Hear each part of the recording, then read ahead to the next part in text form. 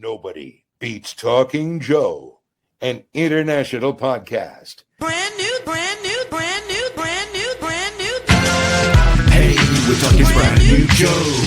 Hey, we're on a brand new show. Deep dive, blow by blow. Spotting Uzis and crossbow. Like a buzzbow or pogo. Got ninjas like Don Shadow. Comics are how I spend my dough. We're coming to you in stereo. It's time for Talking Joe. With Mark and Tim, here we go. Brand new. Talking Joe is on the air.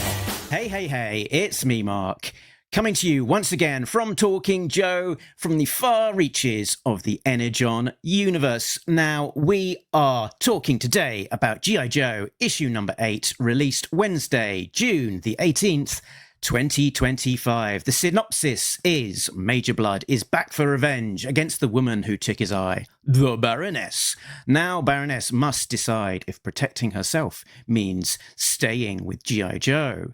Now, I will not be talking about this issue on my own. As always, I'll be joined by a real American Tim. It's Tim Finn. Hello, Mark and listeners and viewers. Mark, are you wearing a Night Force Chuckles shirt? I think I must be. Yeah, Cool. It looks like it. Okay. That's very good.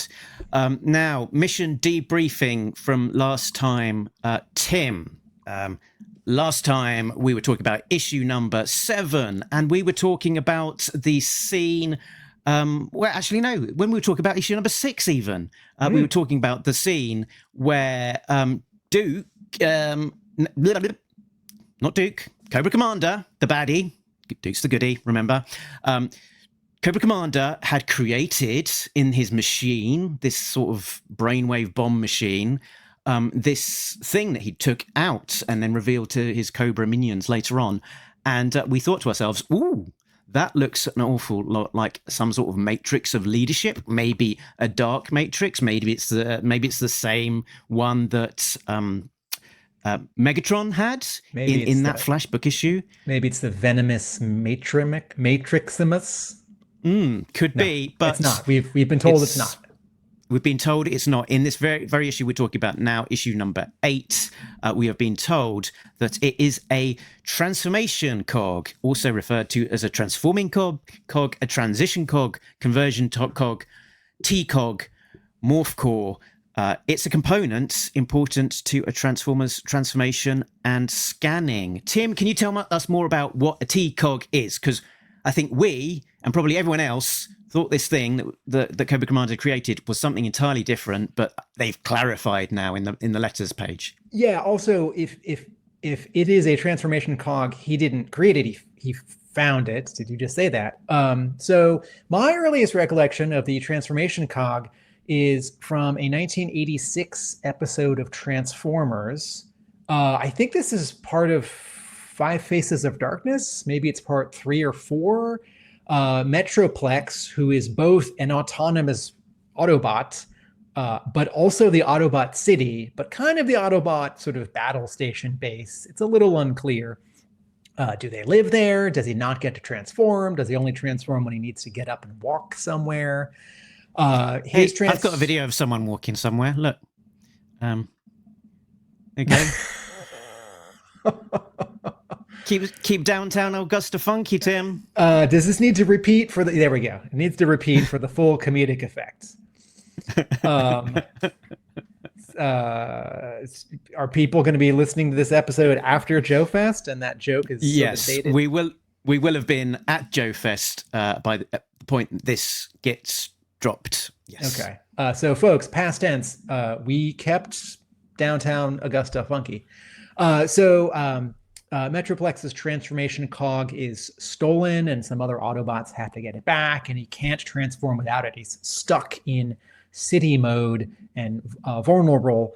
And then I have to admit, I have not reread my Marvel Generation 1 run in a long time. I don't remember if transformation cogs are part of the Bob Budiansky, Simon Furman continuity. When I think of middle animated Transformers, Beast Wars, Beast Machines, I keep thinking of Sparks, which was the other glowing spherical thing, and that's a mythology that was invented during Beast Wars, and has been sort of taken on as a permanent part of Transformers since then. So I have to admit, my recollection, my knowledge of transformation cogs is embarrassingly spotty at this moment, despite me sometimes claiming what a big Transformers fan I am on this G.I. Joe show. But certainly it has shown up in comics in the last 20 years, Dreamwave, IDW, Skybound. I just can't think of any examples. Very good. Okay, let's have a look what else is happening in the world of the Energon universe and Skybound. Now, I think we've got a jingle. Mark, listeners, 30 seconds before we started recording this episode, I emailed Mark a very, very short audio file, which is not finished. And Mark, I think you're going to tee that up right now. Yep. Can you do it louder? All around the skybound world, are you looking for some G.I. Joe? There's Autobots and Decepticons and creatures from the sacred ring. Well, if you're looking through Transformers, you might find Dr. Greer. That's Doc. And that's as far as I got. And that's it. I really only had a verse and a half, or a verse and half of a bridge. I thought maybe Mark would write the rest, or maybe I'd be inspired later today and write the rest. I came up with that while in the backyard with my cat. It's where a lot of thinking happens. Yeah. He's walking the dog, or you put your cat on a leash, sit in the backyard. Mm-hmm. Okay, so what else has? Yes, okay. So this is out. So this is codename G.I. Joe book number 1, the hardcover, which contains Duke and the Cobra Commander miniseries, and that was released on June the 11th, 2025. I've somehow a nice hardcover appeals to me. It's sort of part of my core sensibilities, but somehow I've held off actually buying this. And I was thinking to myself, why haven't I bought this? And I think I'm just trying to buy less stuff because I do have the stories. But it would be nice on the shelf. So we'll see how long I can hold off not buying this particular book. But don't forget, it's that. In addition to those 2 miniseries, it also includes the Duke epilogue from the 2024 Energon Universe special. It has a couple of bonus pages. We have 2 copies at my store. I have not opened one. Do we think it has all the covers, or so all the A covers, or all the A and B covers? Yeah, I'm hearing it's got at least all of the A covers. I'm not sure about how comprehensive it is on the cover. It sounds like it probably doesn't have all of the variants, but there are an awful lot of variants, so that is understandable. Can you go back to the previous slide? Just a reminder for nomenclature, folks. Volume, that's the word that Skybound is using for the skinny paperbacks, which have 5 or 6 issues each. And book, that's the word Skybound is using for these hardcovers, which have 2 story arcs together, right? So if you ask for hardcover 1, you're asking for hardcover book 1. Okie dokie. And then out June the 4th, 2025.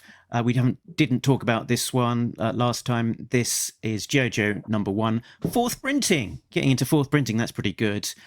This cover is by Howard Porter, who I remember as being the artist from Grant Morrison's Justice League, JLA. And Romulo Fajardo Jr.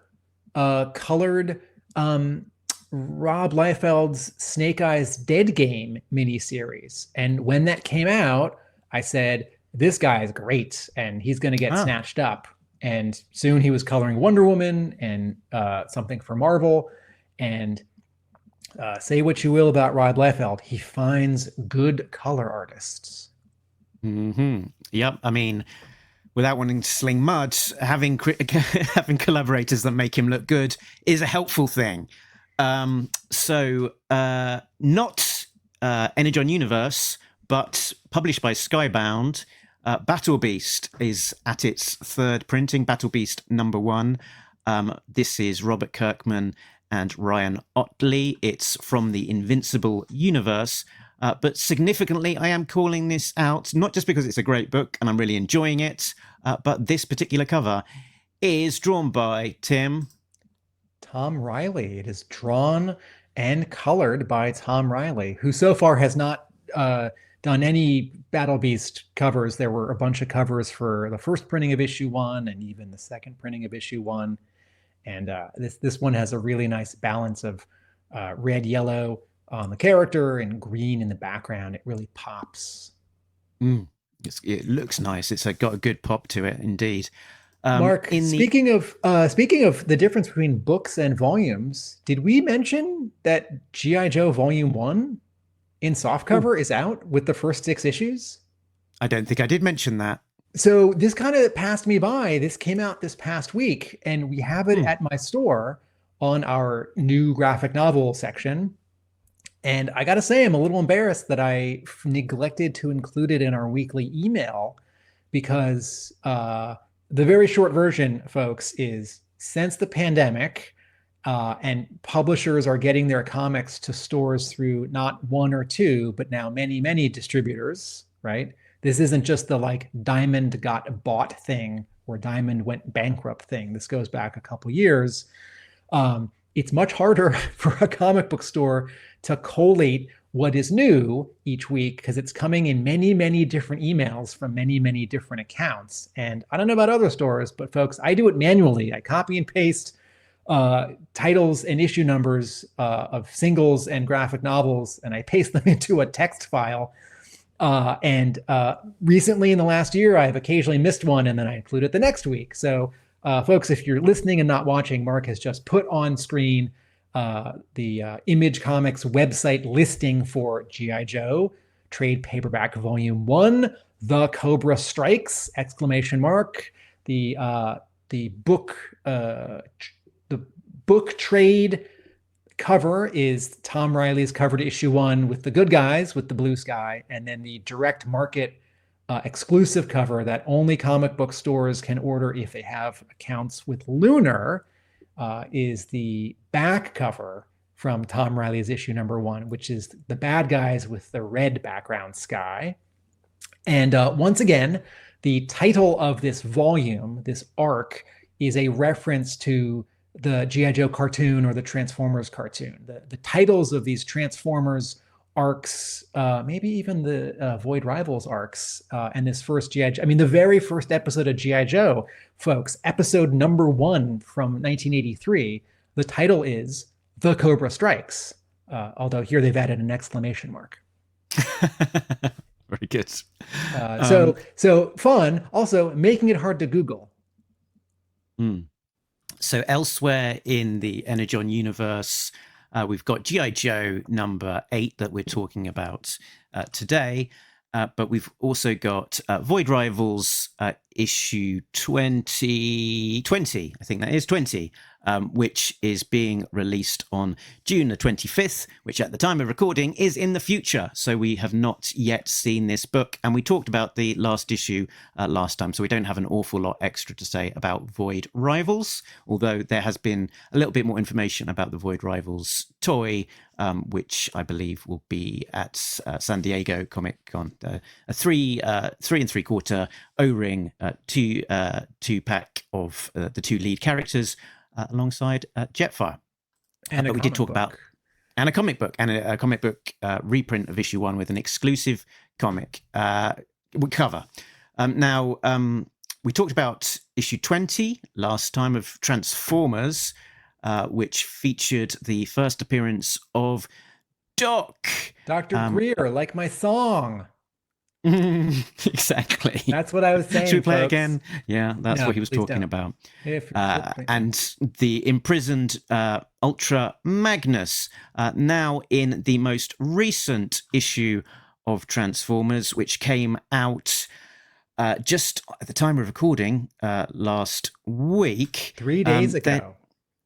That was I didn't write down that date. That was but the 11th. It was 11th. yeah, the 11th of there we go. June.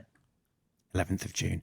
And in that particular issue, we saw a continuation of that Doc storyline and the reappearance of General Flag, who we last saw at the end of the Destro miniseries, where he was having shenanigans with Destro when he sort of walked into that base and handed himself in. So thoughts on the Doc appearance?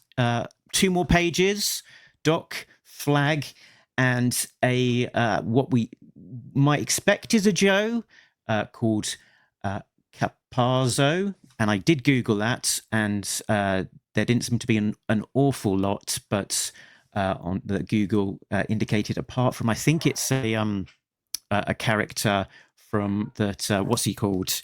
Riddick. What's he called? The bald Vin Diesel. Vin Diesel. Yeah, I think Vin Diesel played a character called Carpazzo in Saving Private Ryan or something like that. So not an awful lot that we've got to go on. No. This character Carpazzo is talking to talking to Doc, and he's seated, and you only see him for one panel, and he's wearing sort of an orange hazmat suit. And I thought, Clean Sweep? No. Clean Sweep wears a yellow hazmat suit. And then I thought, oh, that orange hazmat suit Playmobil figure that my wife and I bought 10 years ago? No, that's Playmobil. That's not G.I. Joe. What really struck me about this scene with Doc in Transformers 21 is how Flag is sort of torturing Ultra Magnus, or is torturing Ultra Magnus, because Ultra Magnus is, seriously though, this orange hazmat suit guy, that's just what the Playmobil figure looks like. I'll send the JPEG, folks, to Mark, and he can add it when he posts this episode to Facebook.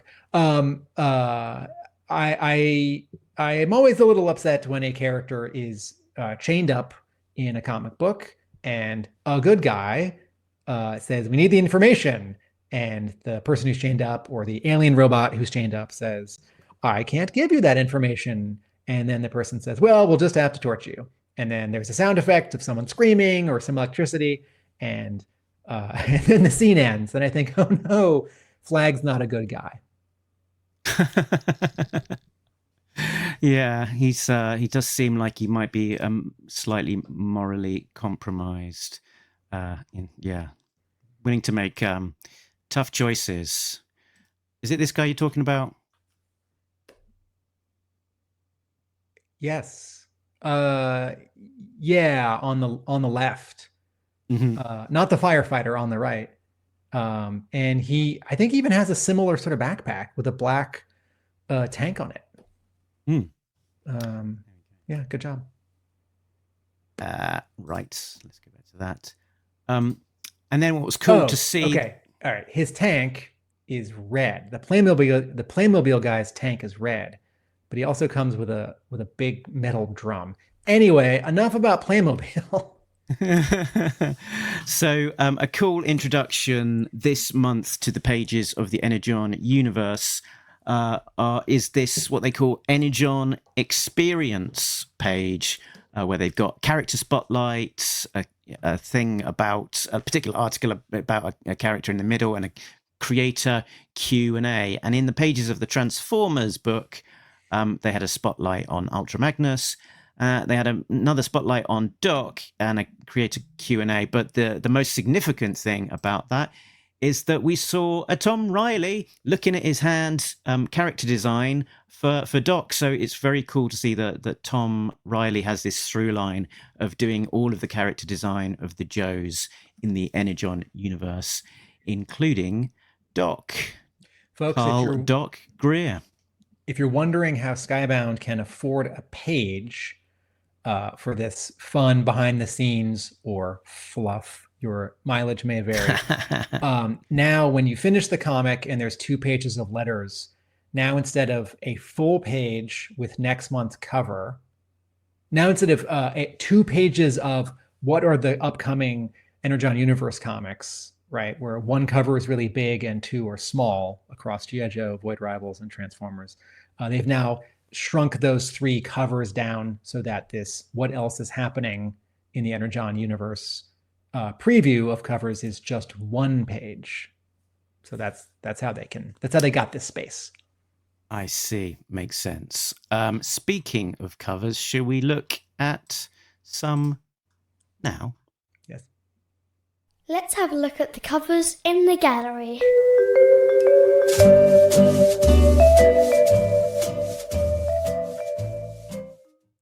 Cover A of G.I. Joe, issue 8, is drawn and colored by Tom Reilly. We're looking down at the Baroness at sort of a it's actually, it might be an isometric view. It's not much linear perspective, or it's very, very, very subtle 3-point perspective. Anyway, we're high up looking down as if we're on like a 2nd story catwalk. She's walking in sort of tourist mode. She has a carry-on bag, a wheelie bag, a roller bag. She's got jeans and a white t-shirt and a leather jacket and a backpack. And she is walking. We see her full body. She's on the bottom right of the corner. And she's walking across a big marble floor that has inscribed in it a giant sort of, golden bronze metal circular G.I. Joe symbol, which is the star with the 3 stripes, as if she's sort of leaving Joe headquarters. You've seen in movies where someone walks out of the CIA or the FBI, or they walk in, or, at the beginning of, is it the Hellboy movie? They walk past the BPRD logo on the floor and it's like 10 feet in diameter, like that. Yet, so she's casting a shadow, but also a shadow cast sort of behind her, but much, much, much bigger and out of scale, is a person in profile holding a pistol. And you might think, oh, well, that's Duke, or anyone representing danger, or maybe you think it's Major Bludd, because we've been sort of promised that this issue has, and this story arc features Major Bludd. But the actual... Are you saying, Tim, that there will be blood? Yes. And I actually don't think this is blood. Oh, it definitely is blood. Okay, it's definitely blood. Surely. I mean, I guess it's left up to imagination. In my mind, it was only ever blood. I guess you could say, is that Duke? Is it Risk? I mean, yeah. It's probably blood. And then sort of the top third of the cover is more of this shadow. And the way that this sort of light source and this cast shadow of this person holding the pistol sort of lands behind the Baroness, it's as if she's walking past maybe a giant, like, 2nd story window. And perhaps this, let's say Major Bludd, is standing up on the catwalk to our left. So she doesn't see the shadow. She doesn't see the danger literally behind her, metaphorically behind her. This is an interesting cover because it's pretty quiet. It's not a battle scene. It's not characters posing after a battle scene like, Tom Reilly's cover for issue 1. It is a Baroness cover, but I don't think this is going to make Mark's video montage of, egregious Baroness covers, too sexy Baroness covers, variant covers with the Baroness for issues where the Baroness is not in the issue. This really is a story cover, a representative story cover, where in the issue, Baroness leaves headquarters to go somewhere and someone's after her. And here in the cover, she's leaving headquarters to go somewhere and someone's after her. And it's, I guess, also prompting the question, why is she leaving as well? It's sort of...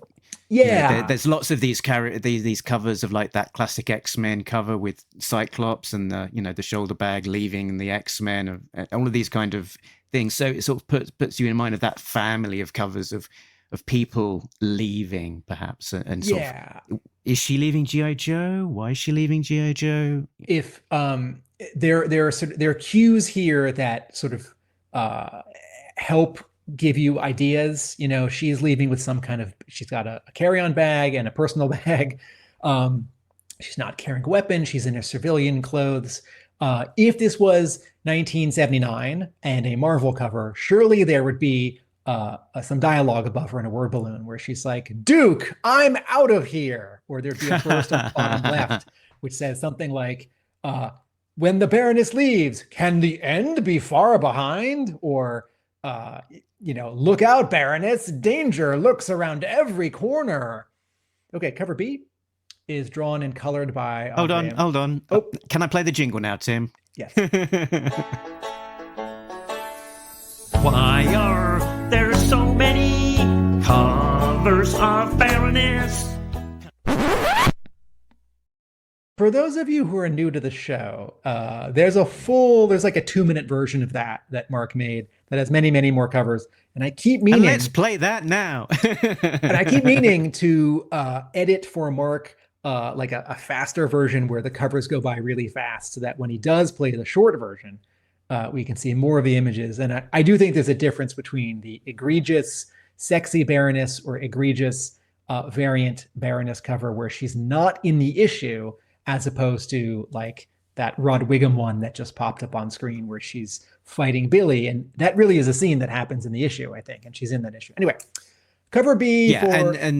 And this one, I'm sort of playing that jingle with the tongue in cheek because this is very much a Baroness focused issue. This particular cover with the target on Baroness is talking to kind of, the themes of the issue. So it gets a definite pass. This is not an egregious use of Baroness on the cover for no reason. There is a good reason to have her on the covers of these issues. So it gets a pass, and I'm just playing the jingle because otherwise people will be disappointed, Tim. It's almost as if, since the Baroness is a regular on the team and is in every issue, we sort of need a new 0 point of comparison. So because the Baroness earns her covers now, so does there need to be a new jingle after some new phenomenon where like Chameleon becomes the new hot character and all the variant limited covers are like, oh, a sexy Chameleon cover on this issue where Chameleon isn't. And then Mark writes a new jingle. Okay. Cover B of Energon Universe issue 8 is drawn and colored by Andrea Milana.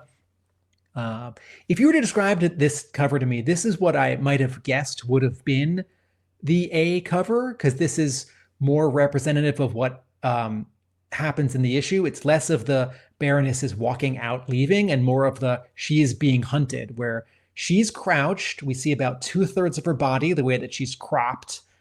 She's looking directly at us. Superimposed between us and her is a green crosshair. She is holding a dagger and sort of looking back at us as if she's just been knocked over or reached down to pick up her dagger. Behind her is, I don't exactly know what it is, but it's cool. There's sort of a horizon line that divides, say, the ground on the bottom half of the cover and the, sky or wall on the top half of the cover. But the sort of color treatment of these two sort of forms feels like something burning, the surface of the sun, hot lava, sparks and flame and smoke. Mark, do you want to jump in here? I don't think we're looking necessarily at a literal environment where the Baroness is. I do think it's more evocative, but what do you see or think of looking at this cover background? Yeah, similar thoughts. I can't be sure really. I'd be curious to ask Andrea what he had in mind. Yeah, like a nuclear explosion, it's sort of the oranges and the muted, and it's sort of like it got a curve to it. Like, is that the moon or a horizon? The curvature of the Earth. Yeah, who knows? Who knows at this point? It's I don't want to say unclear. It's unspecified, but not unclear in a bad way. Anyway, and it's a cool cover. Okay, cover C. This is the 1:10 ratio connecting cover with, we saw the first part of it last month with issue 7, which was photos of Lady J. Flint and particularly Beachhead on a desk with some stuff like a gun and a bullet. And here we've got more stuff like binoculars and a compass and a scope and 3 bullets and the front of a pistol. And the main photo here we're seeing, which is on top of some overlapping maps. And the light source feels like there's a lamp sort of off to the left or bottom right. The photo here is Baroness standing in front of a greenish vehicle that maybe shoots missiles. I can't quite tell if this is a known G.I. Joe vehicle or just sort of military vehicle stuff. She's got a big rifle over her shoulder and her right boot is up on something. So she's sort of posing for the photo, having maybe just sort of been victorious in battle. Who's the artist on this one, Mark? This is Alan Quah. Okay. And then cover D is the 1 in 25. This is Major Bludd with the explosion behind him that we've now seen for many, many G.I. Joe 1 in 25 covers. The explosion is supposed to look like the Hector Garrido painting from the 82 to 85 toy card art. We have seen Major Bludd previously on one of these explosion variant covers, right? But was that it was a different angle? We were looking sort of straight on at him, and I think it was a Carl Kerschel, and they've got this new, I guess, new blue element being added to his costume, which kind of is being used as kind of an excuse for. Typically, they're doing these second time arounds on these explosion backgrounds where it's a character that looks significantly different to how we've seen them before. And I think Bludd has got this glowing blue components to his costume, but also significantly an eye patch. Yes, because he lost an eye when the Baroness shot him in the head. The angle here is really different. We are looking down at him. We are like at 9 feet, and the cover is very much about his head and his torso and the way that his arms are almost crossed. He's holding his giant pistol sort of over his other bicep. And I believe the description of his expression here is sneering, and then his legs taper very, very small sort of below him because the perspective is forced. Cover E is the I was just going to note on this one that this one was drawn by Marco Ferrari. This is the 1 in 25. So Marco Ferrari was the Scarlet artist, and interestingly enough, we had a long series of these explosion backgrounds drawn by Jeff Spokes. So we're seeing a bit of variety in artists on these covers once again. Cover E is the 1 in 50 ratio. Your store has to order any combination of 50 copies of covers A and B in order to qualify to be able to order one of these. Mark, tell us who the artist is. This is Rossi Gifford. That's Rossi Gifford. So Rossi or Rosie. I think Rossi. It's an interesting composition, isn't it? It's very not G.I. Joe is one way of saying it. It feels more like an indie comic about a glamorous lady going on a foreign vacation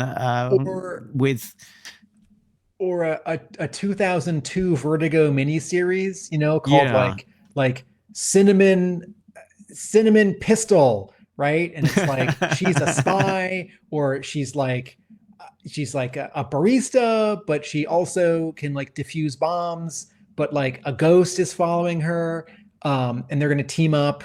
And anyway, okay, so this cover is unusual for that reason. So this is the Baroness in her civilian clothes, but very different civilian clothes. I guess she is wearing a white top and a jacket and jeans, but the cut of the jacket's quite different, and she's got a studded metal belt.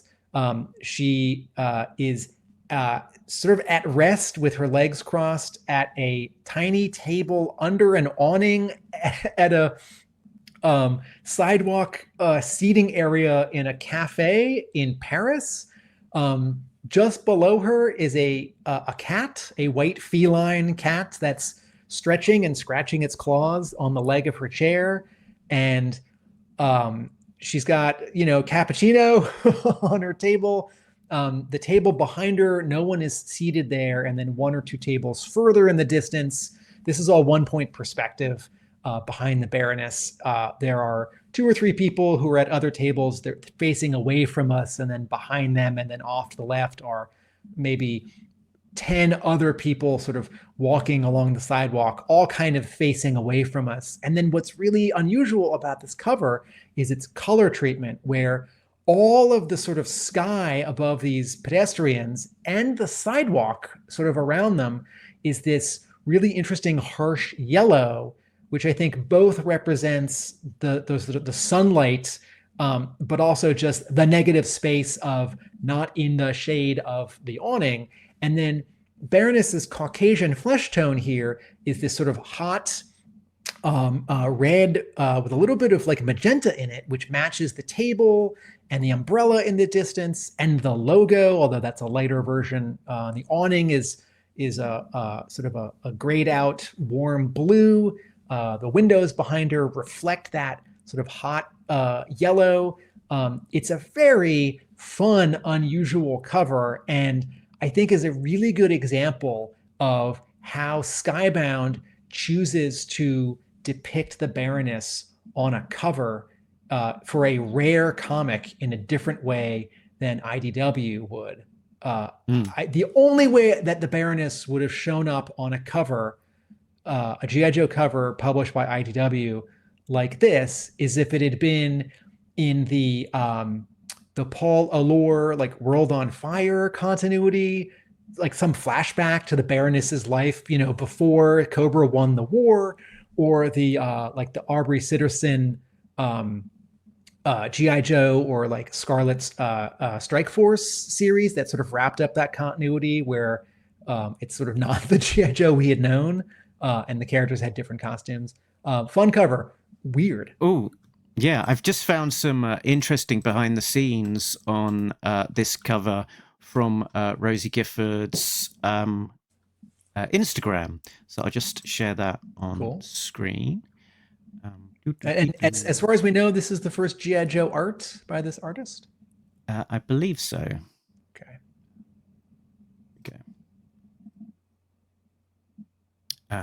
So she says, my variant cover for G.I. Joe issue number 8 featuring the Baroness. Swipe along to see some behind the scenes showing some rough concepts and influence. Wanted something discreet and spy thriller tone amongst the crowd, but armed and ready. Now, Tim, I don't know if you mentioned this, but she is sort of reaching for a pistol behind her back with her left hand. The left hand. Keep reading the cafe. The cafe setting is based of a place I visited in Paris in 2022, Le Quartier Général, in the heart of Boulevard Saint-Germain. Ideal setting for comic book enthusiasts, as it is right beside the famous Album Comics. If you know, you know. I think they are a comic shop and also a publisher. I think they're behind the G.I. Joe French language comics, Album Comics. Maybe vain, but this is still one of my best photos of me taken. But more importantly, the setting and vibe of the patio was perfect to drop in the Baroness. I find it fun to use personal experiences and locations you've been able to use in works like this. It's pretty obvious Bob Peak was a huge inspiration for color and layout. Oh, Bob Peak. Okay. So folks, Bob Peak painted the poster for Superman, the movie, the one that's just the sky with a red streak, Star Trek, the motion picture, Apocalypse Now. What's the famous one? My Fair Lady. Anyway, famous movie poster artist. Many more. So we can see some of the different concepts that she was tried out. We got 6 different different ideas, and the one that she went for in the end was idea A.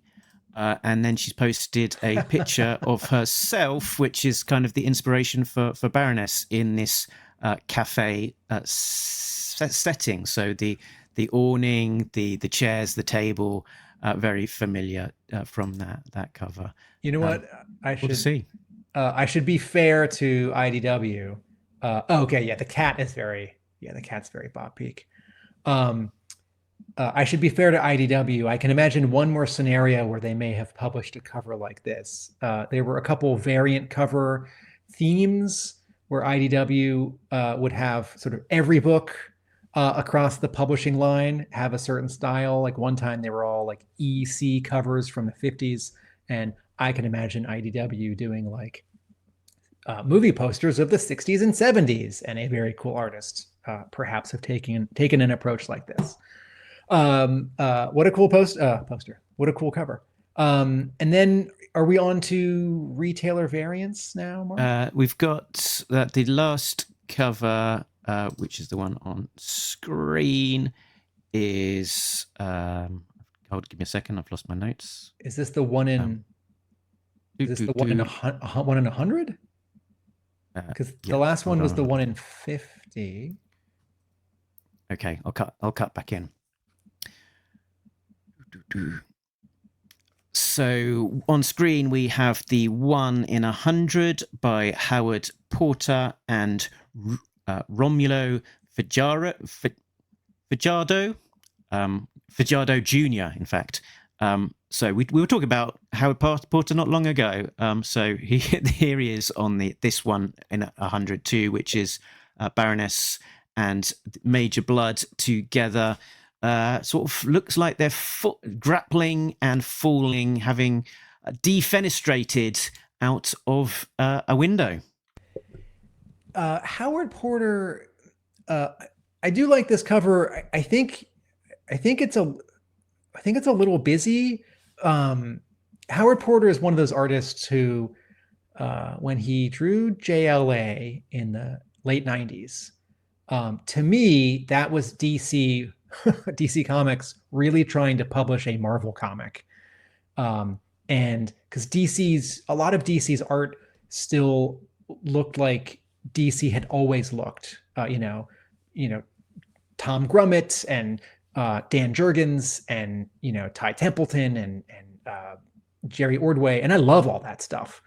And Porter left comics and came back, if I'm remembering correctly, and has done some new covers for the JLA collections of that run. And he's done some, covers and a bunch of work on the Flash. He drew the Flash then, and he's come back and drawn the Flash now. And he has learned a lot, and his stuff is less busy.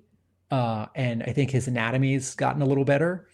And I'm still sort of triangulating what his new stuff looks like. And I would not have guessed that this is him. I like the idea of it. I like the action of it.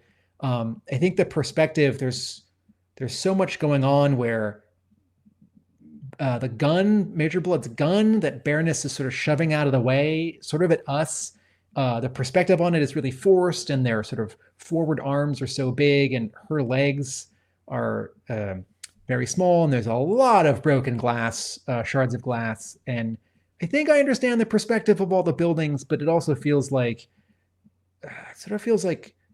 3-point and curvilinear at the same time. And I think with the sort of explosion and the crashing and the glass and them and the buildings, it ends up being a little bit too much happening all at once for me.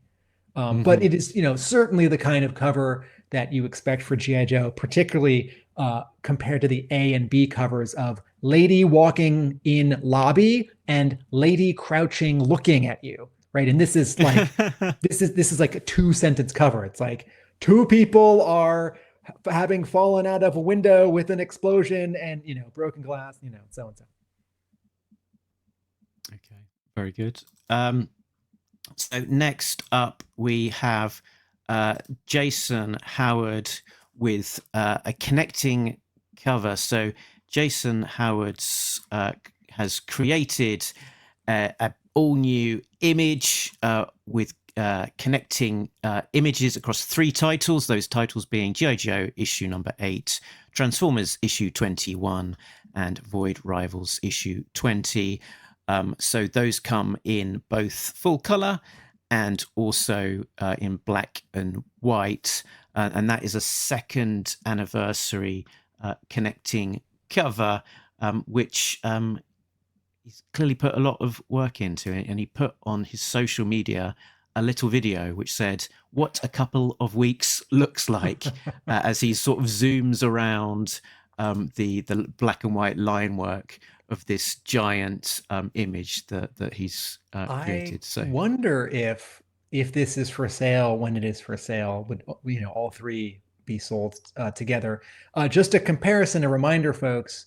Jason Howard a year ago drew 4 covers that connected. One was for Transformers, one was for Scarlet, one was for Void Rivals, and one was for Destro. And that was the 1-year anniversary of the Energon universe, sort of dated from Void Rivals issue number 1. And what was fun about this is that Howard needed to put a character who represented each of those titles front and center. And in the case of Scarlet, she is the foremost character, but she's not the biggest. So in drawing and composition, poses and color, how do you make Scarlet a little bit bigger, brighter, more prominent? How do you make, say, Devastator a little less prominent? And if you're saying, oh, well, there's going to be a logo in front of him, no, these color and black and white versions have no logos, right? Similarly with the Destro issue, Destro is front and center. At that point, he and Cobra Commander are interacting in that issue of Destro, but also there's some Transformers in the background. And so this 4-part connecting cover, and then Mark, if you can go back to the 2nd year anniversary, this 3-part connecting cover, these are a really fun representation of where the Energon universe was at about 1 year, and here where the Energon universe is at about 2 years. And, for example, this is what Megatron looks like in the monthly Transformers right now. He's still missing an arm, and he's got some wires hanging out of his eyeballs because he can't see. Cobra Commander has, slightly updated costume, etc. I do like the coloring on this 2nd year anniversary cover a lot. I think I did like it more on the first one because the yellow of the background really contrasted with sort of all the blues of the characters, and this new one has a lot more cool colors to it, but it's still great. And one last comment, of course, as the Skybound folks keep telling us, they're holding the line at 3 monthly books. So there was no good way to squeeze a 4th cover out of this connecting image because there are only 3 books to make covers for. The little Easter egg on this particular cover that I noticed was sort of scanning through them. Or any sort of any characters there that were maybe a bit reveals or indicating anything in particular or unexpected. And the one that stood out for me was that we're seeing Matt Tracker on this particular cover just behind Beachhead. So again, sort of emphasizing that this Matt Tracker character is likely to be quite a key character in the Energon universe at year 2 and going forward. And the one we're looking at right now with the Sharkticon, all the Joes, and also Optimus Prime and other Transformers, this is the G.I. Joe cover, right? And it's the Transformers cover that has Megatron and Cobra Commander. You're probably right. Yep. Okay. I'm guessing. I don't have the information in front of me, but they're super great, and they also work really well without the color. Jason Howard's spotting of blacks and his sort of slightly thicker outlines on every character to separate them from whoever's in front of or behind them. Really nice. All the poses are energetic. Everyone's rushing toward you and firing and lunging, but all the poses are different from each other. It's great. And lastly, Both these color and black and white versions are open to order. They are not rare or ratio. I mean, they might be rare because no one's ordering them because it's hard to know what they are without the logos. But these are not ratio variant covers. These are just variant covers. So for this month, we have just got one retailer variant, which is of Chameleon. Covers of Chameleon. They're out each month. They're out each month. Collecting would be easy if your books were less frequent. She's red, black, and blonde. Red, black, and blonde. I forgot you had made a jingle. I had. So this is Lyrics Lee from 616 Comics. I believe this went on sale May the 30th as a pre-sale from the616comics.com. It's in two flavors, a Virgin Premium card variant limited to 750 and a foil Virgin variant also with 750. So that is the covers. It's Chameleon just standing there. She's holding her giant sniper rifle. She's smirking at us. One of her hips is definitely thrust out to the side, so she is both keeping all of her weight on one leg and also standing in a little bit of a sexy pose. Not too sexy. She's in front of some scaffolding. I don't know if a place is being built or if a place was just raised with a Z. But there are a bunch of sparks flying around in the air, like from the posters for Rise of Cobra and lots of other movie posters. And I have seen other covers by Lyrics that I have liked more. This one feels like the rendering doesn't have quite as much polish as other covers by this artist. This definitely feels like, since Chameleon is not in this issue, this definitely feels like, at minimum, like just a cool spotlight of a character because it looks good and it doesn't matter. People just want a rare thing.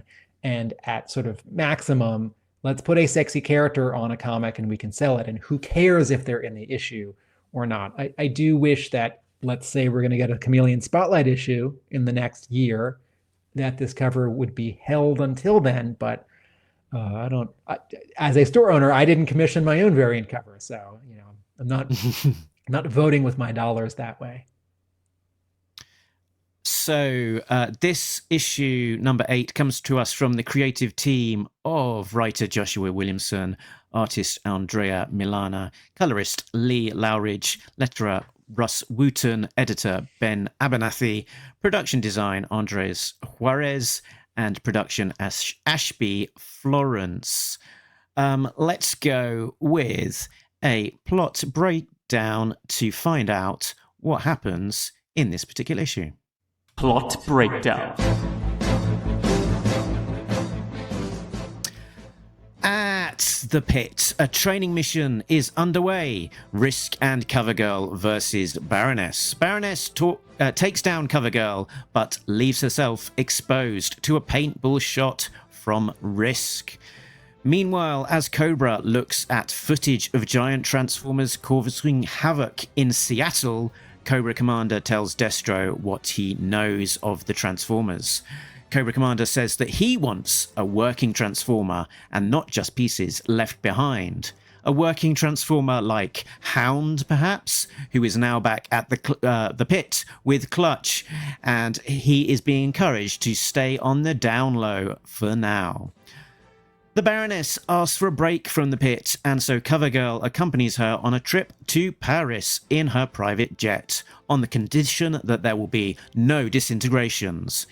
Sitting outside in a cafe, Baroness explains that she is spying on her parents, who are celebrating the anniversary of when they first met. They are spotted by a Cobra agent, however, who is reporting into Major Bludd. A group of Falcons arrive, causing chaos with their flapping about and sharp talons. They signal the arrival of Raptor. Dun, dun, dun. Mark, two questions. One, when you saw that falcon, did you think, oh, raptor is showing up? Or did you think crazy stuff with birds? I thought, oh, it's a falcon. Is it?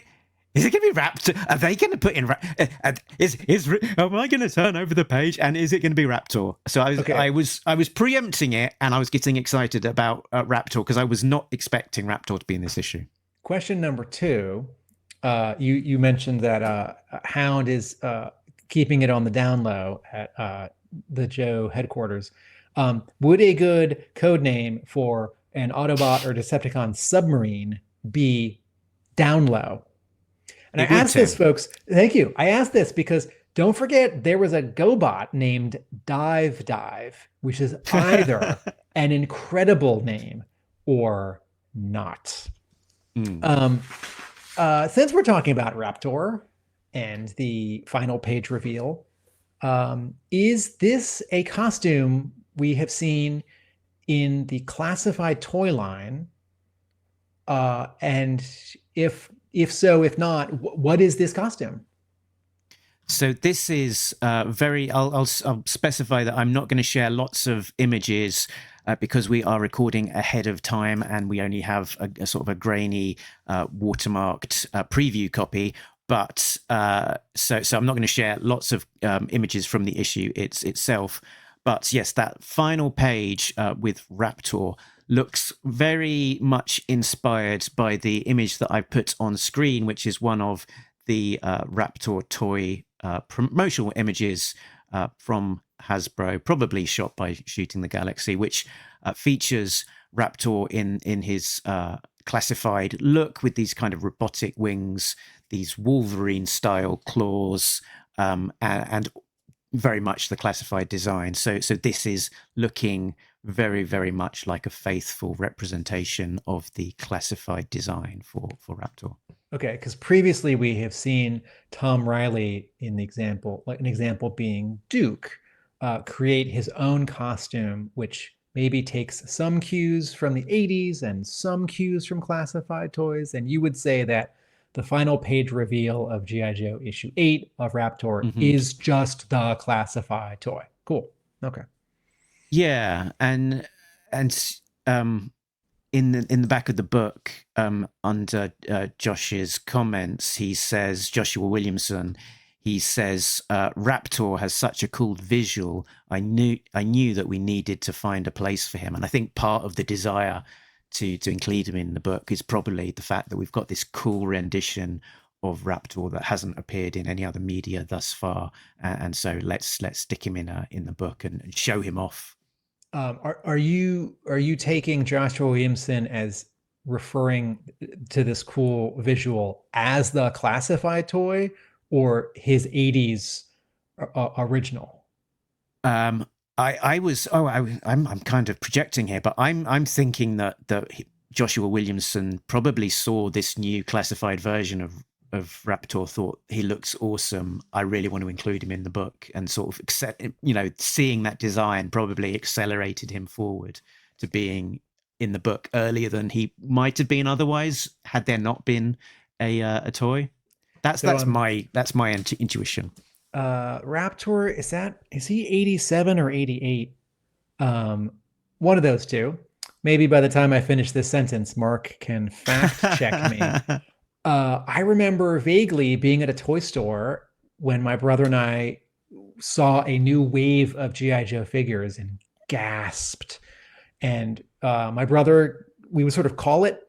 We would see new figures. We'd pull them off the pegs and look in the back and see all the new tiny paintings. And we'd sort of call who got who. And I don't know if my brother called Raptor or sort of in buying new ones for the first time from a wave, he was already holding Raptor, and so sort of he called it by holding it. But I think we were both sort of simultaneously. Mark is telling me via text on screen that Raptor did come out in 87. I think my brother might have said something like, a giant bird costume. That's a bit much. And at the same time, like, well, but it's such a badass bird. It's not like Big Bird, it's not like this isn't a guy in a bird suit at a carnival. Like this guy looks like he might swoop down and like eat you. It's like if Godzilla was 6 feet tall. Like, no, that's not like a cute, that's not Barney. This is like reptilian and anyway. And I was always more interested in the sort of fantastical and sci-fi elements of G.I. Joe, and my brother liked the more realistic stuff. And so thinking back, I'm a little surprised that he bought Raptor and not me. But my brother didn't have him fly around. He just gave him an AK-47 and stuck him on the back of the Hiss. And then certainly 3 years later, when we were catching up on the comics and we saw how Larry Hama handled the character, and also that he helped murder Cobra Commander, his bona fides were proven. Okay, back to the Energon universe. Okay, so we have this fun training sequence at the beginning, and it's meant to be a misdirect. I think if you're a trusting reader or a new reader, you might think that this is actual Red Alert, and these two Joes are trying to track down the Baroness because since the last issue, she's gone rogue and she's going to blow something up or escape. But if you've read a bunch of stories and seen a bunch of movies, you might think, this is a training exercise, and they're still on the same side. So I thought that. I saw the preview because they put out the first 3 pages of this, and I think the reveal is probably page 4. That it's a training sequence, and I was like, this is 100% a misdirect. Sorry. Maybe you can Google that Mike Zeck cover from the beginning of the Devil's Due run while I say this. Very good. And then the splash page of this new issue of G.I. Joe, page 2, we're looking up from the floor past Risk and CoverGirl, and hiding up in the sort of pipes and ceiling of the ceiling is the Baroness, somewhat obstructed by shadow. And I thought, I think I've seen Venom do that on a Spider-Man cover or a Venom cover. I've definitely seen that in a G.I. Joe cover.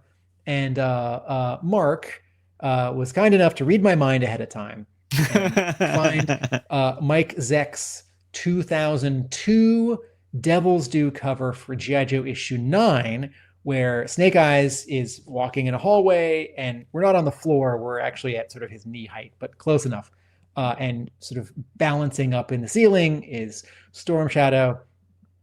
This is not a cover swipe. Andrea and Milana did not look at this G.I. Joe cover and say, I'm going to redraw that Mike Zeck image. The script said the Baroness is hiding up at the ceiling, and Andrea and Milana thought, I need to put the camera low to make it clear, because if you put the camera high, you're looking past Baroness and you kind of can't see her. So this is a fun scene where both Risk and CoverGirl get to be clever, and the Baroness gets to be, sassy and clever. And we get sort of light stakes because they're fighting each other, but they're still on the same side, and they're shooting each other with paintball guns. Paintball markers. And so this was a fun scene. I did think this bit of dialogue on, is it page 3, where CoverGirl says to Duke, page 4. Page 5. Again, Duke? Come on. We've been running these training exercises all morning. And I thought, yeah, that makes sense. But at the same time, isn't that what you do when you're, like in Delta Force or Green Berets? If you're not on a mission, you just train. You just train and train and train and train. So I do understand why, sort of for drama's sake, she would say that. She would say that so that Duke can have his response that they just lost and they need to keep at the ready. But I sort of feel like everyone here would just be training all the time. I'd say my nitpick here is that if they're doing sort of paintball training, that they're not wearing any sort of eyewear protection, which as a child of the 80s, people of my generation have got a generational trauma of an episode of Biker Grove, which was a sort of a children's drama series that was shown where the character of PJ was blind. PJ and Duncan, best friends, played by now adult presenters Ant and Dec, and they PJ was blinded by a paintball where he took off his safety glasses and was shot in the eye. So seeing people having paintball training without eye protection is just a giant red flag for me and my generation. And in the 2000s, having done paintball a couple of times with the aforementioned brother,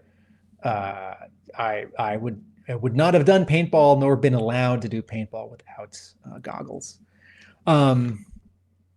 Anyway, so that's a fun scene. On page 6, we see some Transformers, and we see 3 different Transformers. Well, depending on how you count, we see 12 different Transformers. G.I. Joe fans, if you're not familiar with Transformers, we see as Cobra Commander and Destro are reviewing footage from Seattle, we see Bruticus, who is all 5 Combaticons combined. That's like a space shuttle and a Jeep and a tank and a helicopter and a transport rig, all as a giant metal man, a combiner, a gestalt. And then we see, and he is sort of knocking over the Seattle Space Needle. And I couldn't remember, or he's teleported to LA and he's knocking over the Capitol Records building, which has a needle on the top. And I couldn't remember if we've specifically seen the Seattle Space Needle get knocked over in the pages of Transformers. But when I saw this page, I thought, okay, this starts to answer a question Mark and I have had, which is when and how will G.I. Joe catch up with what's happening in Transformers? Because seemingly for 6 issues, Decepticons have been walking around knocking over everything in Seattle, and the Autobots, fewer of them, weaker and much smaller, have been saying, oh no, save 5 or 6 humans, what do we do? And so we've been wondering when these 2 story points would sort of converge or overlap, and we're getting an answer. And elsewhere on page 6, in the second panel, we see Devastator, who is all 6 Constructicons combined. I don't think he's hugging a particular building. So my note is, so we are caught up with Transformers roughly issues 13 to 18. And then panel 5. Yeah, and so it's like the sort of, I'm interpreting it as like the sequences between that shard of Cybertron sort of getting cut off in the pages of Transformers. That is just before G.I. Joe issue 1. And then the subsequent battle and destruction of Seattle is sort of during / some point while the Joes and Cobras are otherwise engaged, or after the immediate kind of events of issue 6. And now we're basically aligned, I think, in terms of the timelines now that the two books are parallel-ish. Did I ask this last episode, 3 episodes ago?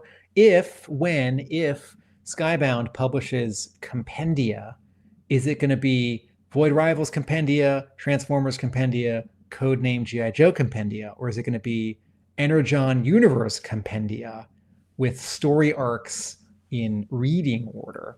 Wouldn't that be fun? And then at the bottom of that page, Destro and Cobra Commander are seeing Optimus Prime, and I thought, okay, so, and then I sort of abstractly thought, man, they sure are introducing Transformers into G.I. Joe, but keeping it a G.I. Joe book. And then 15 pages later, there was this great letter in the letters page by letter writer CL. This is the second letter, who says, I love the way the Transformers elements are included while still keeping it a G.I. Joe story. And the answer is, keeping that balance was key to us from the start. That G.I. Joe was still G.I. Joe. Wanted to make sure you could still read these books by themselves, that they had their own stories and identity. So I'm glad that is working for you. And I remember, Mark, when the Energon Universe was announced, we and many people were excited, curious, worried that that this balance wouldn't work. And I'm sure for a minority of people out there, it's not working, and those people are probably just reading the Larry Hama comic, and that's great. But the Transformers book really feels like a Transformers book, but there are two G.I. Joe guys running around for 2 or 3 pages. And the G.I. Joe book this month really feels like a G.I. Joe book, and there are Transformers helping out and harming for 2 pages. Speaking and on this same page as well, they've got the T-Cog sort of highlighted in the foreground to remind us of its existence and its importance as a MacGuffin that no doubt will play a significant part of the plot to come. Right. It's also helpful that in the letters page, the transformation cog is clearly called out, so that this problem I had a few issues ago where I thought, well, if Cobra Commander has a sort of matrix of leadership or matrix of something, because in the IDW continuity, they introduced the concept that there's more than one matrix, right? There's the matrix of leadership, there's the dark matrix, there's the matrix of combination, which is how the combiners happen, and maybe one more, I forget. But that's much bigger, and I can imagine that the sort of beating heart of all of the Autobots through millennia, that's really, really big.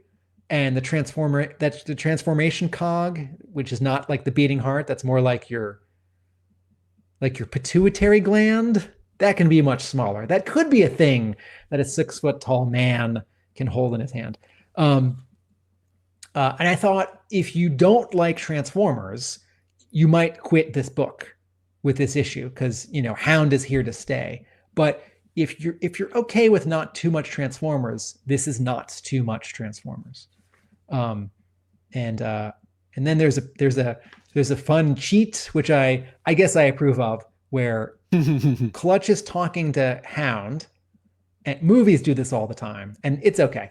And Hound transforms, and he gets a giant sound effect when he goes from vehicle mode to robot mode. And Clutch says, that's too conspicuous. You have to hide. And Duke sticks his head in, and you're supposed to think with his page turn that Duke is going to now see Hound revealed, because Hound just changed into a giant metal alien man, and Duke doesn't know that Hound is on the base. And when you turn the page, there's just a Jeep. And I think, oh, well, Hound can change from Jeep to robot, and he makes his transformation sound, but then a second later he changes back and it's completely silent. Well, that's not really fair, but okay. There's an interesting point in when they're talking as well, that he sort of transforms, and he says, "Hey, what did I just say? No transforming." And Hound basically says, "I prefer this form when I am speaking," which is an interesting concept that as a non-Transformers reader, I don't know if this is a common idea, but sort of just to have them in robot mode when they're communicating is a much more comfortable configuration for them. That line also struck me, and I think it is Joshua Williamson either creating just a little bit of color for Hound's personality, that it doesn't necessarily represent all the Cybertronians. I think it may be, I'm taking it as a meta comment on how Transformers have been portrayed over the years. If you go back to the earliest episodes of Transformers cartoon, the opening 3-parter from 1984, the Autobots and Decepticons do talk when they are cars and jets driving and flying. And in fact, one of my favorite scenes in all of Transformersdom is Spike, and I think also Sparkplug, driving across Oregon or Washington State in Hound, in Jeep mode, and Hound's remarking how beautiful Earth is and how it's so different than Cybertron is. Or maybe Spike says, Earth is so beautiful, and Hound says, Cybertron is very different. When we are inside Optimus Prime in auto mode, and a human or two is seated in his seats, there's sort of a gem red and white thing that sort of glows and pulses as he talks, the same way that like his mouth moves up and down when he's in robot mode. And I always thought that they can and should talk in vehicle mode.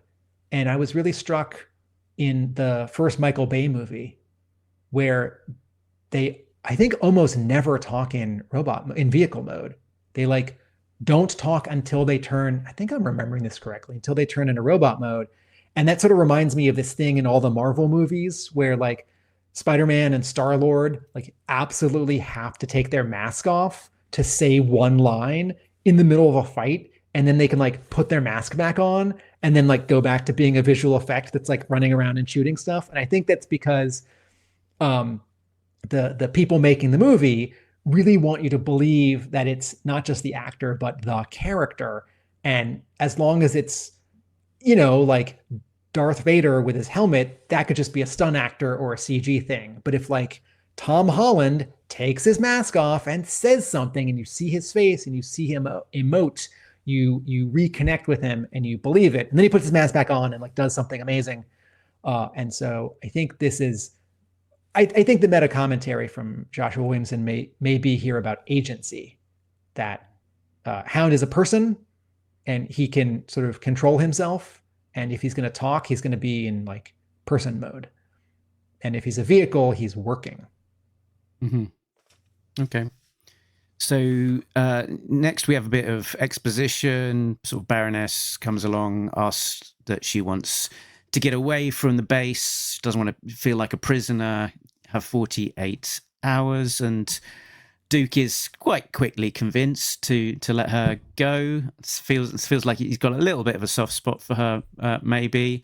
And away she is on a private jet, ready with her specifications, and accompanying her is CoverGirl. The private jet, and then the what happens when she gets to this cafe. These are funny. These are meant to be funny, right? Joshua Williamson is having fun that she is so wealthy or so connected that she can walk off a top secret military base in the American Southwest and get her private jet to Paris, right? Okay. Yeah. Sorry. So how do you feel about CoverGirl chaperoning her, and then the actual beginning of this cafe scene in Paris, Mark? Yeah, I mean, it's a nice sort of interplay. It's a nice character moment. It's sort of building out CoverGirl's character, who she hasn't necessarily had a huge amount to do up to this point. So it's kind of, you know, re-emphasizing who she is as a character, that she was a model before she enlisted in G.I. Joe, but, you know, she's got this, you know, whole other skill set and approach to what she wants from life, really. And so yeah, it's a nice little interplay of between CoverGirl and Baroness, and sort of somewhat shooting down Baroness of her thinking that CoverGirl is going to be, you know, some greasy, you know, sort of army type, and this highfalutin life would be complete anathema to her, whereas she's, you know, slots into it very comfortably. Thank you very much. And maybe it's even a step down for her based on what she's seen before. So yeah, a fun little moment sort of in the, you know, middle of this story. Is there an unspoken matching up of these two characters, or comparison, that they're both experts in, you know, fighting and combat, and CoverGirl is a very, very attractive woman, right? As evidenced by her former career. And then I don't know that anyone has said in the story that Baroness is a very attractive woman, but we just all take it on faith because that's who the character has always been. You know, she's always had, you know, a regal quality, you know, a sexy skin tight costume. An important character has always been, you know, really smitten with her. And I think there's this double standard where in a lot of comics or movies, you can have a lot of male characters with a range. You know, some are traditionally handsome or sexy. Some are, I don't know, sort of roguish or everyman. Some are quirky and unusual or sort of character actors, and some might be, finger quotes, ugly. And in a lot of movies and comic books, you have women who are like beautiful and very beautiful, and you maybe don't have that sort of other range. But I do wonder if, because this could have been, these scenes would have played a little differently if Stalker had been chaperoning her. If Duke had been chaperoning her, but because it's this other sort of most beautiful woman in the world of G.I. Joe, CoverGirl brings this added context so that when she says, as a model, I lived an exciting life, it's not just that she's saying it and living it, it's that she's also a beautiful woman, and Baroness is, as readers, we're going to see these two beautiful women and think, oh, Baroness must understand. And it talks to like the level of characterization that you've got in G.I. Joe as well, that you don't have like just pure cookie cutter interchangeable characters that they're mostly quite distinct. If you were to have Duke or Stalker or Scarlet swapped out as the character that goes on that mission with Baroness, it would be a very different dynamic and very different set of conversations that they'll be having. So yeah, that it is good that we're getting such strong character moments coming through. I'm struck by a couple of things in the middle of this issue on page 9 when Baroness convinces Duke to let her go, and as you said, he's a bit of a softie, and he says, I'll have to clear it with Hawk. 48 hours, no more, no weapons, no killing. And I wrote down, I bet she's going to use a weapon and kill somebody. And I really thought it would happen in this issue. Now I'm convinced it'll happen in the next issue. Suddenly I'm worried that it's going to be Raptor, and I want, characters to last longer. And in the letters page, they say, if we kill someone, we're not bringing them back. And I do think a character with as cool a visual as Raptor would last more than an issue and a half of this series. So I think it's more like whatever next wave of Bloodhounds might get introduced. She takes them out. But I chuckled when I read these 3 word balloons from Duke, because she is absolutely going to stay longer than she's allowed. She's absolutely, it's like in every Harry Potter book and movie, a grown-up says to Harry and Hermione and Ron, it's like, whatever you do, don't leave your room and go find that magic book, right? It's like, whatever you do, don't leave the castle and go to the haunted forest. And then what do the kids do, right? And then on the next page, page 10, where we get this page turn sort of punchline of this private jet, and she's all dressed up. I think, this is where the solo issue starts. Because, Mark, correct me if I'm wrong, in issue 7 of Energon Universe G.I. Joe, we get this spotlight issue on Beachhead. And it's a solo mission. He gets a lot of pages and panels to show us what he's got and to have an interior monologue running in his narration, so we get to know him, what he wants, what he doesn't want. And then at the end, 2 other established characters show up, and he's sort of brought in. And in the letters page, the writer and editor say, we're going to do some sort of spotlight issues. And I sort of wondered, is this the second arc? Is it like 6 spotlight issues in a row? And you and I talked about this in our last episode. And if this issue 8 is that again, it's not really a spotlight, because the Baroness and CoverGirl, their sort of mission, their story starts on page 10. And so I think I'm just sort of asking you, Mark, am I remembering that wrong? They weren't promising us a bunch of definite sort of spotlight solo issues in a row, right?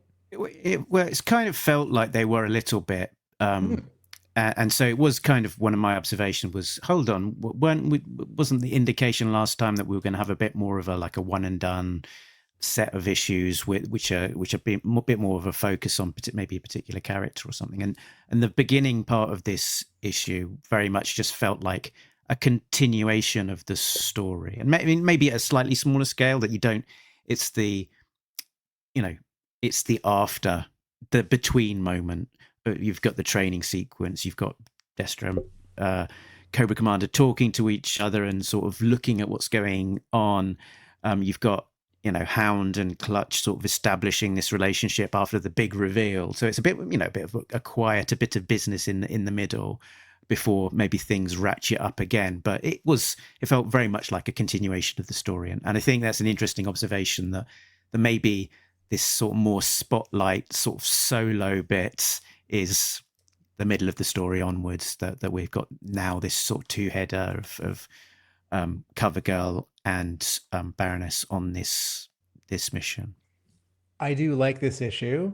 I don't have any problem with the ratio of pages that are sort of the whole team or checking in with Cobra, or Baroness only, or Baroness and CoverGirl teaming up. I was just surprised because I had an expectation going in. I do think this is, in a totally reasonable way, just the next issue of G.I. Joe, and not this, sidestep. It's like, what's another person doing over here? Like, oh, Beachhead over in Night Force. What's Night Force? And if you were to rejigger this issue 8, to feel more like what I was expecting, you would have one page of the Joe's training at the beginning, and maybe not even the page of Cobra Commander and Destro talking about Transformers. You would start with the Baroness walking toward her jet. That would be page 1. And then maybe do a 1-page flashback where she talks to Duke and says, I got to get out of here. Or she's at the cafe and she calls him and says, I know half my time is up. I'll be back. I will not be late. And CoverGirl could be there or not, right? CoverGirl could come get her or not. And Baroness would say, I will not be late. I will be back in 24 hours. And then you have the Falcon and then the Raptor thing. And then you have a fight all in this one issue. And all I'm doing here is just sort of trying to map some of what happens this issue onto kind of the basic structure of the previous issue. Again, this is not a criticism in that I was disappointed or I don't like something. I just had one expectation and now I've recalibrated. I will repeat one comment from a previous episode, and I think I might repeat it for the next 3 episodes, in that Lee Loughridge does a nice job coloring this issue, and it looks like G.I. Joe. It's clear, it's fun. Let me take out the F word. I won't yet say it's fun. It's clear, it's nice, it's good. It works with Milana's art. It's not fun and crazy occasionally the way that Jordie Bellaire's colors were on Tom Reilly in the first 6 issues and in the Duke miniseries. And, here's an example. Page 11, Baroness is looking back on the runway. CoverGirl walks up. Second panel, they're going up the stairs, then they're in the plane, then the plane takes off. And, that second panel, sort of gray beige of the ground, the runway and the stairs, and the sort of gray blue of the plane. And then inside, everything inside the plane is sort of this uninteresting gray, brown, desaturated violet. And it's not bad, it's not ugly. I don't love it. I would like things to pop more. And, I loved the color on the Cobra Commander miniseries so much on Andrea Milana's art. And I was hoping for that. Speaking of other books published by Skybound, the colors on Invincible Universe Battle Beast are really fun and candy and gorgeous, and they pop. And you can always argue that colors can describe an enhanced story, and this story arc has a different feel than the previous story arc. The previous story arc was maybe crazier, with mind control and Duke being reckless and revelations about Cobra, and this is more quiet and espionage and Beachhead's under sand for 3 days and the Baroness is just walking onto a plane. This is not like sort of moments that really pop. But I did this with our last episode, so I'll do it one more time. Imagine this final page with Raptor if this had been colored by Jordie Bellaire. Like, something about it would be like orange. Nuts. Nuts. And just nuts. I know for some people that's too much. And this may be exactly what they wanted at G.I. Joe. But part of what I liked about the other approach is that it was so different from how the colors on Larry Hama's Real American Hero look. And when I look at this issue and I squint, the colors are really similar to Real American Hero. Like I want these two books to be really distinct and different from each other.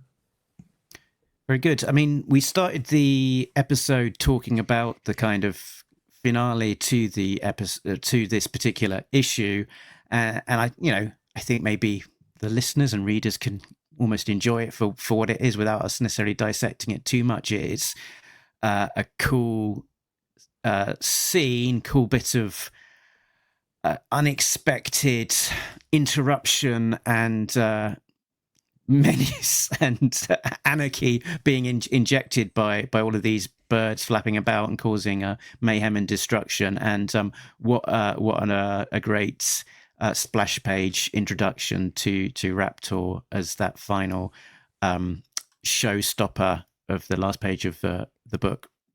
Maybe not an analysis, but a quick sort of reminder.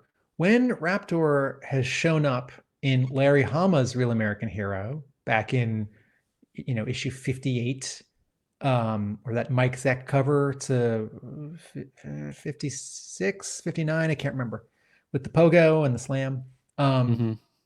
He doesn't control birds, right? Well, he has, in that particular issue with the pogo, he's got his birds and he's got lures and he sends them off to try and find the Joes, and they come back with bits of fabric. But as a character, he's an accountant. He's a weirdo dressing in a suit. He's got what are basically normal birds that he's trained, but they don't necessarily do masses with him, and they don't push the envelope in terms of what he does too far into the extreme. Whereas here it's a bit more of a bombastic, closer to a superhero villain kind of approach to him in terms of really pushing the envelope on the design with these engine wings on his wings, because he doesn't fly in G.I. Joe in the comic either, and his birds don't necessarily do a lot of damage beyond sort of flapping down and ripping some fabric off of these the top of the APC and helping him figure out where the Joes are and stuff. So it is a different approach to the character versus what, because here they're sort of murder birds. Here they're sort of Alfred Hitchcock Iwerks birds that attack you and you run for cover. Okay, so that's the comparison that I wanted to make. On page 16, when we from afar see the Baroness's parents, a question and a comment. One, Mark, are these actually her parents? Or is she lying to CoverGirl because that's a misdirect and she's going to run away? Or are they having a real heart-to-heart? Thoughts? It's a good thought, and the thought did pass my mind as well. So, is it legitimately their parents? She's talking just completely straightforwardly. They are her parents. She's seeing this sort of anniversary moment. She wants to stand back, so because they've got this maybe a strange relationship, and she doesn't want to interrupt that special moment, but she wants to see it and feel connected, etc. Or is that some other? Is that a complete lie and something else is going on entirely? At the other extreme, which I don't think is the case. Maybe they are assassination targets, and this is some other mission that she's kind of contracted out to do that she wants to see through or something. I think it's probably the former, and it is on face value. But yeah, okay. It's entirely possible that something else is going on there. I mean, Joshua Williamson, the more he makes the Baroness sympathetic and honest and nice, the more it'll surprise us and hurt when she inevitably betrays Duke and G.I. Joe and becomes, a Cobra agent in issue, 20 or 90.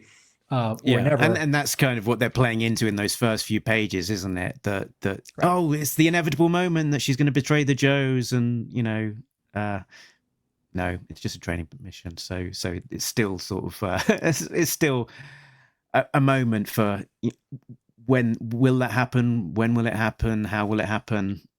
Who knows? My comments on this scene where we see her parents is that the Baroness has had family before in the worlds of G.I. Joe. So just a quick reminder, Chameleon in Devil's Due was her sister, half-sister, clone? I'm not 100% sure. That was Okay. convoluted, that storyline. I'm not sure. Well, anyway, what we do know, folks, is that in Devil's Due, Baroness has a kid, and there's a whole, and it's not a spoiler because there's a whole story arc called Sins of the Mother, where she's like, where's my kid? That's my Baroness impression. And way back in Marvel issue, is it 95, 94 in the Snake Eyes trilogy, Larry Hama adds some backstory for the Baroness, which overlaps with Snake Eyes' backstory, where the Baroness has a brother, and is he sort of basically protesting the Vietnam War? I think he's killed in an arms deal. Okay, I'm remembering that wrong.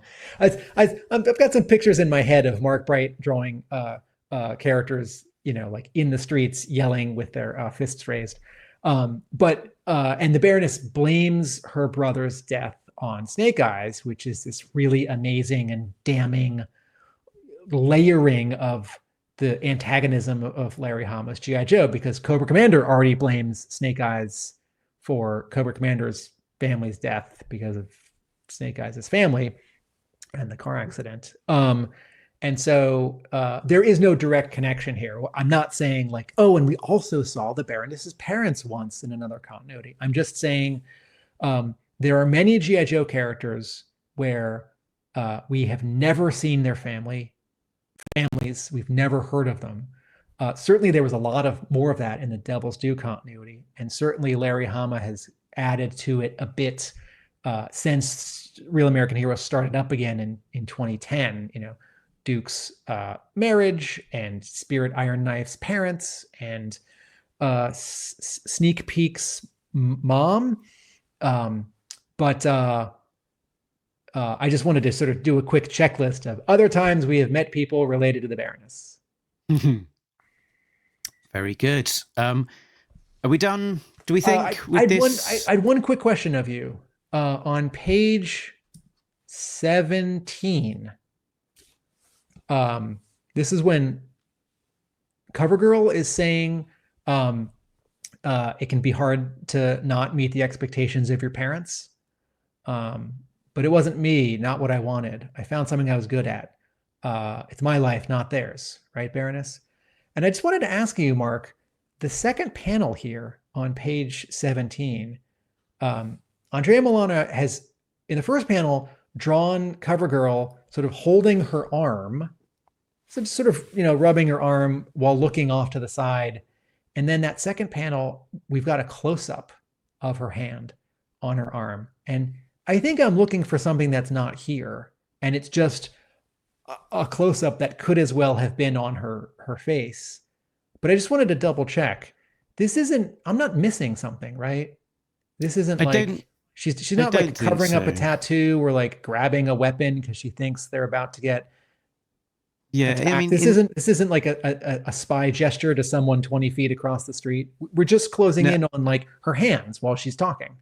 Yeah, I think so. I think it's just being interesting with the camera, and sort of closing in on that and sort of just highlighting maybe some of this body language that she's sort of being quite open and honest, but sort of also vulnerable, and sort of just the body language sort of kind of exposing that sort of that she's opening up, and there's this vulnerability, and she's almost sort of like hugging herself as kind of comfort. But an alternative take could be that she was hurt in the first arc of this story, and she had some burns and stuff, and maybe those those are a little bit sore sensitive, and she's sort of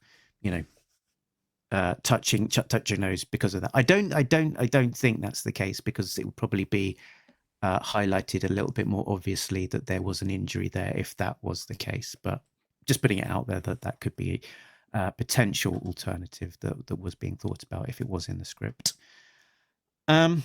Cool. I did enjoy this issue. I'm really looking forward to the next one. It was a very surprising issue for me in terms of that twist that I just did not see coming of that agent being Raptor and bringing that interesting classified design into the pages of this comic. So I suspect that we've got a redacted cover for next issue in terms of the solicits, and maybe we might see Raptor in one of the covers that hasn't yet been revealed.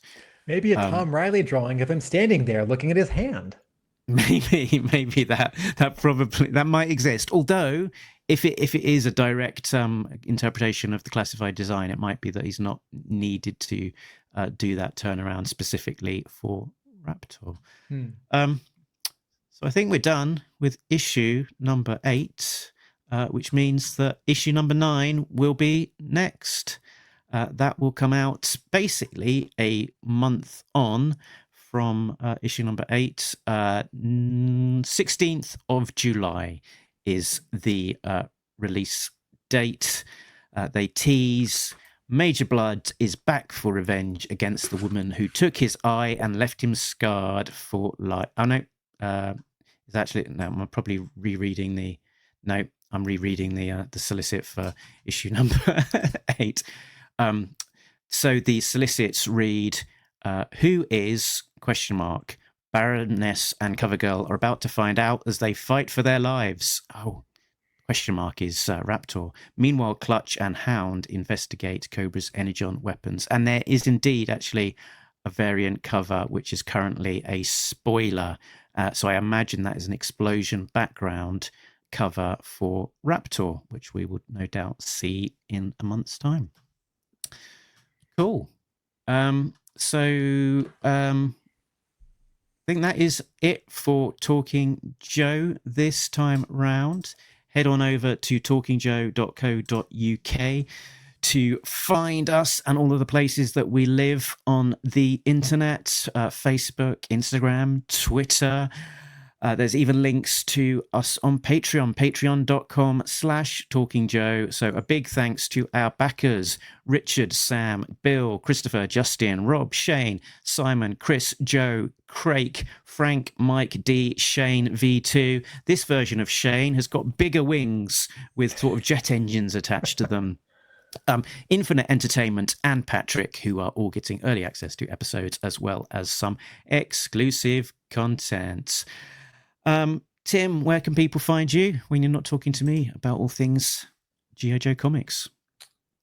youtube.com/@AtomicAbe for fun and smart video essays on television and film.